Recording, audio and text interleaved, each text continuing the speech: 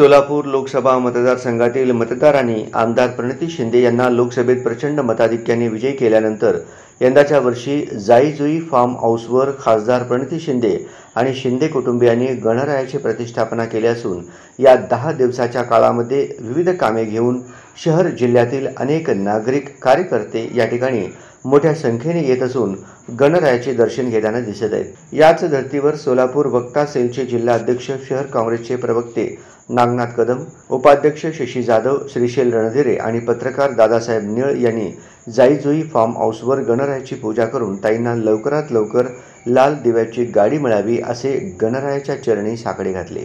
भ्रष्टाचार नष्ट होऊ दे आणि देशात बळीराजाचं राज्य येऊ दे असेही साकडे यावेळी गणरायाच्या चरणी घालण्यात आले। आलेल्या सर्व पाहुण्यांची विशेषतः वक्ताशेलच्या कार्यकर्त्यांची ताईंनी अतिशय आस्थेने विचारपूस केलेली आहे। सर्व कार्यकर्त्यांसाठी पूर्ण वेळ या फार्म हाऊसवर ताई गाठीभेटी घेत असून कार्यकर्त्यांना बळ देण्यासाठी तसेच कार्यकर्त्यांची अडीअडचणी सोडवण्यासाठी गणरायांच्या साक्षीने काम करताना दिसत आहेत।